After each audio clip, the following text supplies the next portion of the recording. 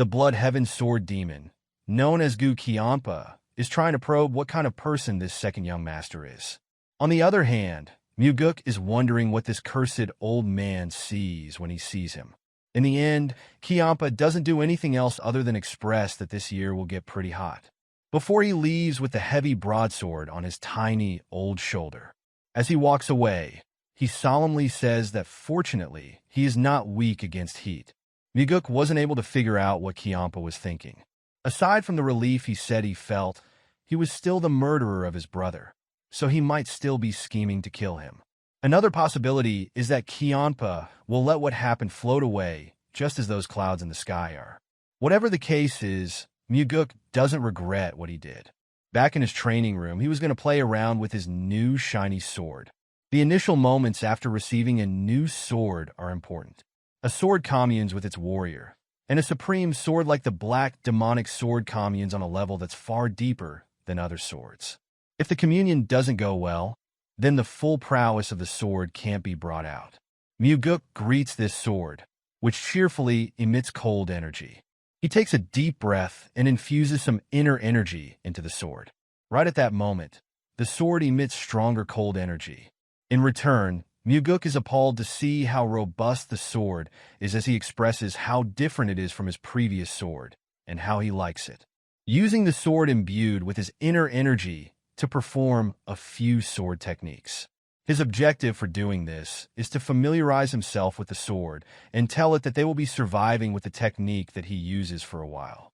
He promises to it that he will show some incredible martial arts later on, so he asks for the sword's blessing to hang together until then. Every day since then, Muguk has spent his days in the training room to cultivate and train his sword technique art.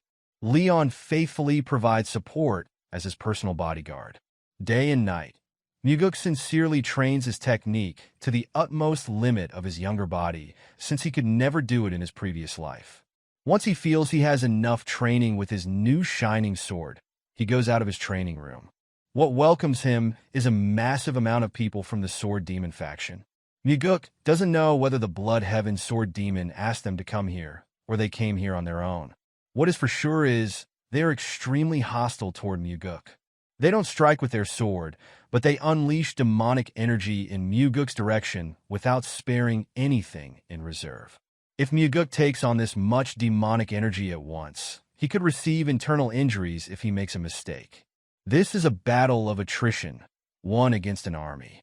They want to intimidate Muguk and make him into a coward who can't even leave his house. Suddenly Muguk comes into an enlightenment. He remembers if he takes in this much demonic energy from this many martial artists, he can just use the meridian strengthening technique, a secret technique that strengthens the meridian by having multiple martial artists discharge the energy and strike every part of the target's body. The more martial artists there are, the more efficient this technique will be. The masses start to hit their limit, while Muguk takes this as an opportunity to use the meridian strengthening technique to become even stronger. Muguk moves forward with every step he takes, and the more concentrated energy he takes. But this is what Muguk intends. He wants more energy to temper his meridian. The level of the meridian strengthening technique has gone beyond the second stage and is advancing into the third stage. Muguk takes more steps toward the middle of the masses, as his technique reaches the fourth stage in a short amount of time, and now it's going through the last stage, the fifth stage. Suddenly, the incoming demonic energy stops, and Muguk opens his eyes. People fear him the moment he looks at them, and people in front of him show expressions of disbelief that with that many people, they fail to do anything to the young master. The brood is scared the moment Muguk looks him dead in the eye. In the end, he moves and gives way to the young master along with the people behind him. Weary smiles appear on Muguk's face. Now he thinks that the sword demons have acknowledged his strength. Arriving at the demonic castle's hall, he finds his father's seat empty. Chanhua appears suddenly behind his son, asking whether he wants to try sitting in the heavenly demon's seat. As his father walks toward his seat, Muguk claims he doesn't to be trapped in that seat. So Chanhua scolds his son and tells him to come up and take a seat. Muguk expresses how he thought he would feel excited, but after he took the seat, he doesn't feel anything. Only then did his father express the same thing. when his father killed numerous people and even his brother to climb up to this seat. Muguk wonders what his father would have felt if he didn't feel any excitement. Chanhwa then reveals the fact that the sword demons went to look for Muguk on their own, and the Blood Heaven sword demon didn't tell them to do that. After his father reveals that he knew, Muguk expresses that he acted like it was nothing when he was enduring the energy they threw at him. He refused to be suppressed by them. But once he left that place, he started to tremble. Muguk is not scared of them. He is scared that his judgment is wrong. If anyone got agitated and tried to fight him, he might have died back there. Even if he survived, he wouldn't have been able to become the successor after killing so many of the sword demons. His father intently listens as Muguk says that is why he is scared. The fact that there could be another moment when he has to make a decision where everything is on the line. Strangely, when he had those thoughts, Muguk missed his father. Even though Muguk didn't understand why he missed his father. Chanhwa tells his son that a demonic human isn't one that looks back. They look forward and advance. Muguk is surprised to hear such words from his father, thinking he is trying to offer words of comfort to his son. Muguk then takes the conversation to something else, suggesting to place a statue of a beautiful woman instead of the demon statue. He gives an example of the famous central plane 4 flowers, which have unparalleled beauty in the world. Chanhwa shows discontent with his son's words, as Muguk notices at the moment he looks at his father's face. So he wants to go back since he started talking nonsense and tells his father to take his seat back. Muguk slowly takes the step down as his father watches. Before he goes back, Muguk dares to ask his father whether he can kill the Blood Heaven sword demon. Chanhwa's vein is bulging the moment his son makes this request and intently looks at him. In the end, he laughs it off, saying Muguk may be able to kill the demonic army commander, but he believes his son stands no chance against the Blood Heaven sword demon. In return, Muguk asks why would his father create conflict between them then, and asks him to take responsibility. Chanhwa surely will take responsibility by making Muguk become the leader of the Nirvana Pavilion. It is the Inspector Bureau of the cult. He also provokes his son, repeating his words when he says he wants to ensure discipline and order in the cult. Muguk can only wonder if his father could be using him to resolve matters that his father postponed, and might not care if he lives or dies. In the end, Muguk stops trying to figure out his father's intention. Instead, he will focus on making a decision based on what he sees and hears. Chanhwa is someone who would leave information on the walls for his children. But he is also someone who would use his children for something dangerous if they are able to be made use of. Muguk then speaks of saying that if his father wants his son to kill a cow, at least he should go out with a sword in his hand, signifying he wants something. Chanhwa is surprised to hear that Muguk wants to go into the Heavenly Demon Archives. It is a place where all sorts of rare Murim secret manuals are kept. Only a small number of people, including the Heavenly Demon, can enter. Chanhwa then states if Muguk thinks he can learn some kind of supreme martial arts just because he goes in there, he is greatly mistaken because just simply looking at the titles there would be too much for him. As his father said, there are far too many manuals there. Even if he gets lucky and finds one of the top martial art manuals, it would be on a similar level as the soaring sword art that he already knows, so Muguk would like to test his own luck. So Chanhwa mentions his allegation that Muguk might have an impure intention, but he allows his son entry to the Heavenly Demon Archives for 7 days. Muguk thanks his father, implying he takes the position as the leader of the Nirvana Pavilion and is rewarded with the entry to the library. In his previous life, Muguk was supposed to be dead. It had been decades since he left, and his face was disfigured so no one could recognize him. Back then, it took Muguk a long time to go from being a normal warrior to climbing to a rank where he could meet the new cult leader privately. He was able to hear about a certain martial art from the cult leader at that time. The Strides of the Wind God was the greatest mobility art that consisted of just 4 moves. It was said to be a supporting technique for the Heavenly Demon's martial arts at one point in time. But at some point, knowledge of it went missing and it was no longer passed down. The person who obtained the 4 Strides of the Wind God was said to be Ju Bekdo, the cult leader at that time. He was able to become the cult leader because he found it in the Heavenly Demon Archives. After talking with him for a while, he reveals the manuals weren't in the bookshelves. Now that Muguk enters the library before this fact is known, he finds it. From the supposedly future cult leader, Muguk finds the precious manual was used to prop up the 19th bookshelf.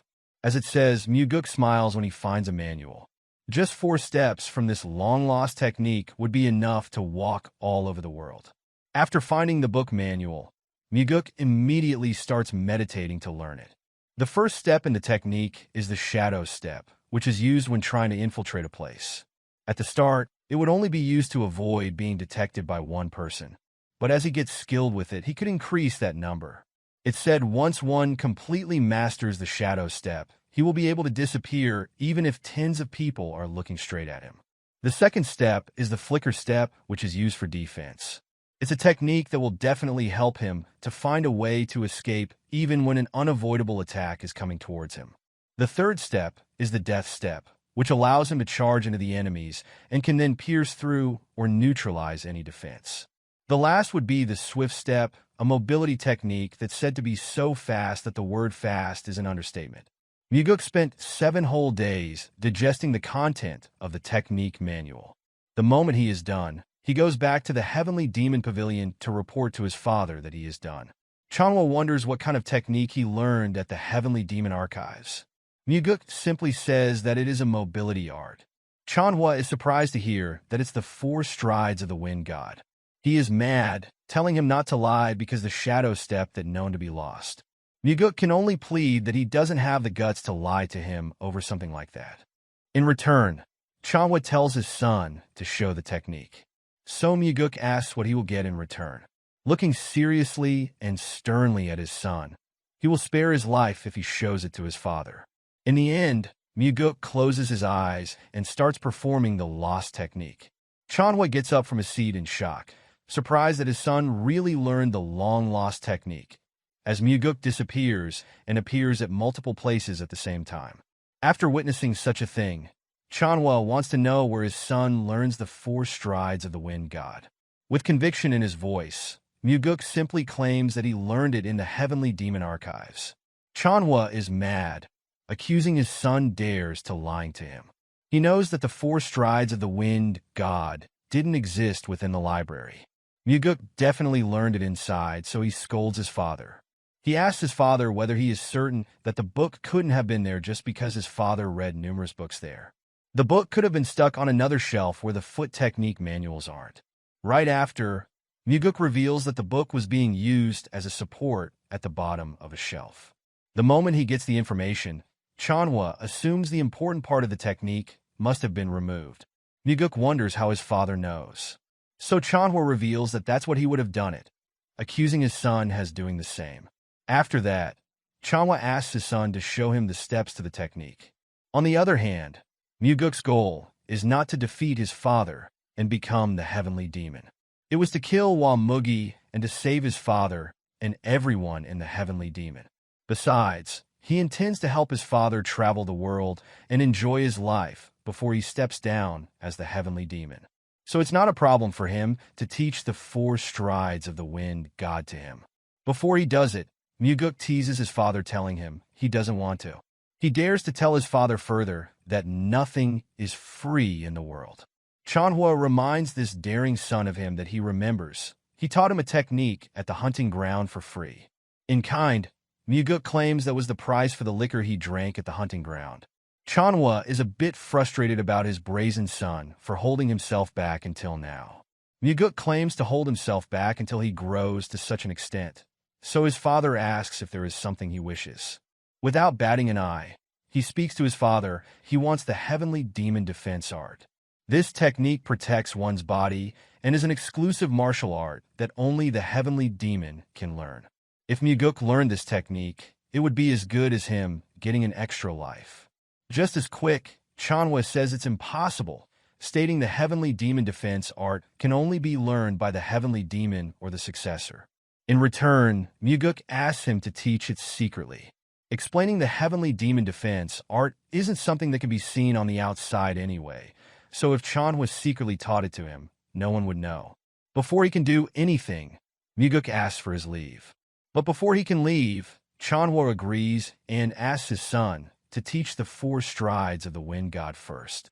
In the end, Muguk can only be surprised that his father is willing to teach the heavenly demon defense art secretly. Since it comes to this, Muguk is going to recite the technique manuals to his father. Chanhwa closes his eyes the moment Muguk starts reciting. Chanhwa's body starts brimming with energy as he digests the technique he hears through his son's voice.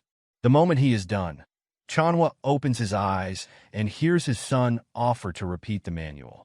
That instant, Chanhwa performs the technique, the same steps Muguk performed earlier.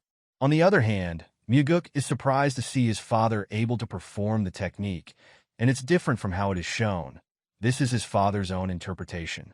The moment he is done showing off, he expresses how good this martial art is. After his regression, the biggest change has been created.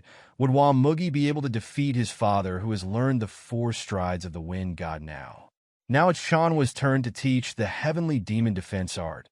He will only say it once, telling his son to memorize it well.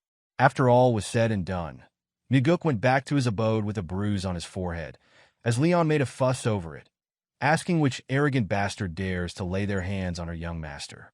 She promises to go and beat them up. She immediately goes silent the moment he reveals that his father did it. That was because Muguk was able to learn the heavenly demon defense art successfully. What happens next is he smugly states they are now sharing a secret. He also expresses to be happier than having learned the heavenly demon defense art. That sends Chanhwa over the edge, and for the first time after so long, he smacks his son with a flick of his hand. Chanhwa sends his son packing as he tells him to not get cheeky. Now Muguk is frowning as he wonders why Leon isn't going. In the end, she blushes and can only let it go, admitting she is someone who protects, not attacks. A pleasant smile appears on his face, thinking she would never dare to make such jokes in the past. Right after, he speaks to her, even though he can't do it right at this moment. He promises to definitely fix the side effects of her body petrification technique she uses and tells her to wait a little longer. Muguk also reveals he told the cult leader that their cult has to change into a place where people no longer have to damage their bodies in order to protect others. So this can become a place where people like Leon don't have to do what they don't want to do. She is speechless and dazzled by such promise. The moment he finishes, he goes into an official position, telling Leon to listen well to what he is about to say. She hurriedly put her hand together to bow. As Muguk stated from this moment forth, he is hereby fired as his guard warrior.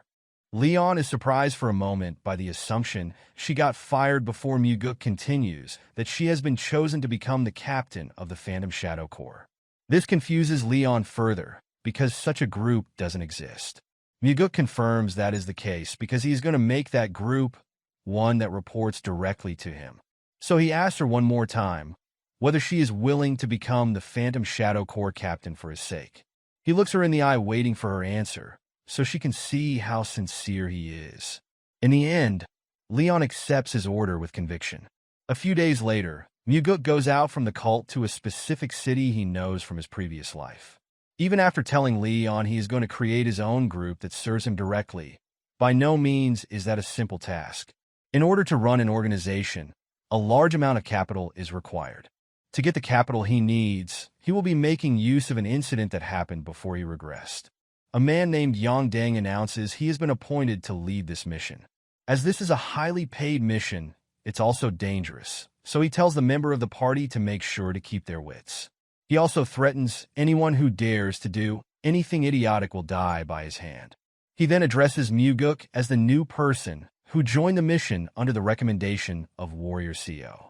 Muguk simply intends to follow his orders well, so there is no need to worry. Yang Dang will be keeping an eye on him. On the other hand, this mission is to escort this lady with his daughter wearing a yellow robe to Namping safely. Muguk waves his hand to the kid as he decides to save them because they died in his previous life. Before long, they're going on their way, the 2 people in the carriage being escorted by a party of mercenaries. They stop to set up a camp as the day reaches its end and the night approaches. Yang Dang distributes some kind of beef jerky to all of the members of the party as he tells him that they won't know when they will be able to eat again and tells them to eat their fill. Setting up the bonfire, some member of the party is dissatisfied with the jerky, while Muguk doesn't take any while sitting leisurely on a boulder. From what Muguk knows, the two people and the mercenary escort are ambushed by vagrants from outside. Not even their corpses could be found, and no one knew how they were killed. To his surprise, the member of the party starts coughing blood. Muguk is confused as to why they would be dying from poison, yet he is still fine.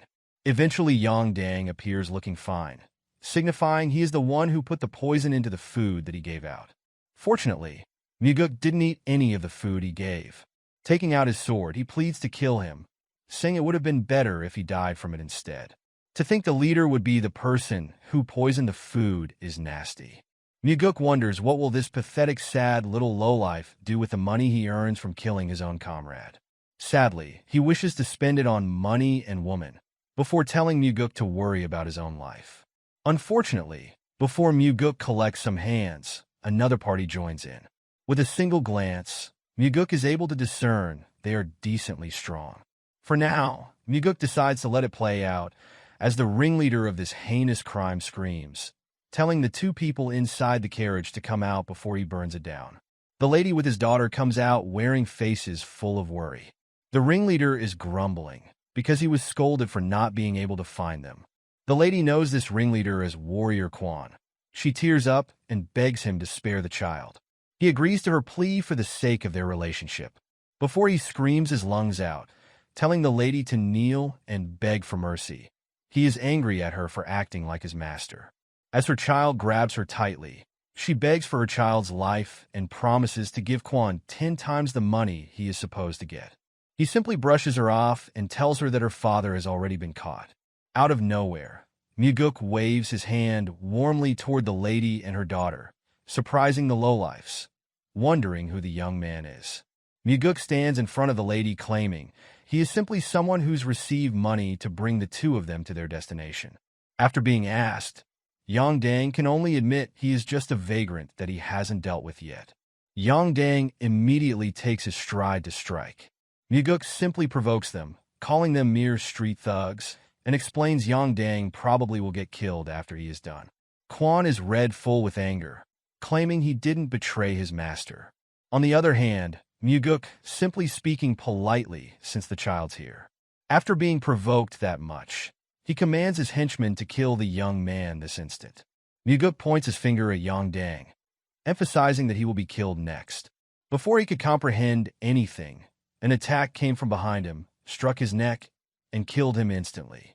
Quan decides to kill Yongdang first because he is too sloppy, as Muguk looks at this pathetic, sad little lowlife dead on the ground. He bid farewell, saying that is what becomes of those who betray others for money.